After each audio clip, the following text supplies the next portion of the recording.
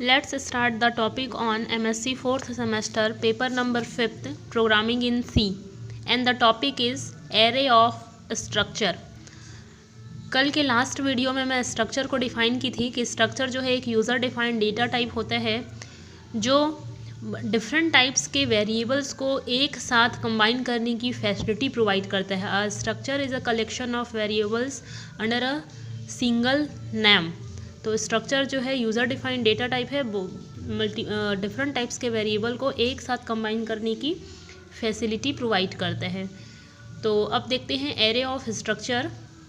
We can also declare an array of structure variables in which each element of array will represent a structure variable। हम यहाँ पे array of structure declare कर सकते हैं। इनमें क्या होता है कि हर एक एलिमेंट जो है array का हर एक एलिमेंट स्ट्रक्चर वेरिएबल को रिप्रेजेंट करता है। Now it is clear that structure is the way to group or combine the related variables as we have defined some structure earlier।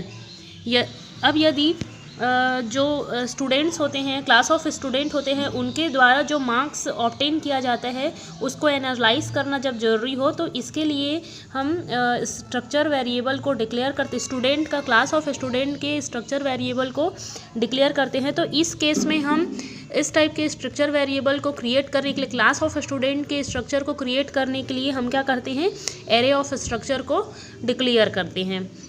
इसका जनरल फॉर्मेट है array of structure का, struct keyword के साथ में struct imply EMP5। यहाँ पे EMP जो है एरे वेरिएबल है, ये स्ट्रक्ट कीवर्ड के साथ में ये इसका स्ट्रक्चर नेम है। अब चूंकि हम अभी देख रहे हैं एरे ऑफ स्ट्रक्चर, तो यहाँ पर एक स्ट्रक्चर वेरिएबल के साथ साथ एक एरे वेरिएबल भी यहाँ पे डिक्लेयर किया गया है। तो इस प्रकार से ये इसका जनरल फॉर्मेट है एरे ऑफ स्ट्रक्चर को डिफाइन करने का। और जब भी हम इस प्रकार के ग्रुप में जब बात करते हैं, ग्रुप ऑफ आइटम्स की या ग्रुप ऑफ मेंबर्स की जब हम बात करते हैं, जैसे क्लास ऑफ स्टूडेंट जो है कितने मार्क्स ऑब्टेन किए हैं, अगर उसको हमको एनालाइज करना है तो हम यहाँ पर जो स्ट्रक्चर क्रिएट करेंगे उसमें एक एरे स्ट्रक्चर को भी हमको यहाँ पे डिक्लेयर करना पड़ता है। तब हम क्लास ऑफ स्टूडेंट द्वारा जो ऑब्टेन्ड मार्क्स है उसको हम एनालाइज कर पाएंगे।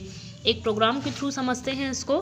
सबसे पहले यहाँ पे ये प्रोग्राम है एम्प्लॉय का जो भी रिकॉर्ड है, उसकी सैलरी कितनी होती है, एम्प्लॉय नेम कौन कौन से एम्प्लॉय की सैलरी कितनी है वो यहाँ पे कैलकुलेट करके दिखा रहे हैं। सबसे पहले एक हेडर फाइल यहाँ पे इंक्लूड किए हैं और यहाँ पे अब स्ट्रक्चर वेरिएबल क्रिएट कर रहे हैं, स्ट्रक्ट एम्प्लॉय। चूँकि ये प्रोग्राम एम्प्लॉय के लिए है तो एम्प्लॉय नाम का स्ट्रक्चर नेम ले लिए। अब एम्प्लॉय के लिए हम क्या क्या यहाँ पे चाहते हैं, केयर में ले लिए हैं नेम का मैक्सिमम रेंज है यहाँ पे 10, चलो इसको 20 कर देते हैं। नेम का लेंथ थोड़ा मैक्सिमम होता है तो इसको मैं कर दी यहाँ पे 20। इंट में ले लेते हैं सैलरी को।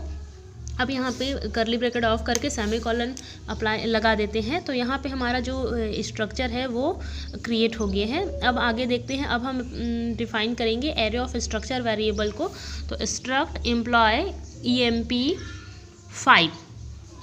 अब यहाँ पे इस प्रकार से हम ले रहे हैं, स्ट्रक्ट हमारा कीवर्ड है, स्ट्रक्चर कीवर्ड है, एम्प्लॉय स्ट्रक्चर नेम है और EMP5 ये हमारा array of structure variable name है।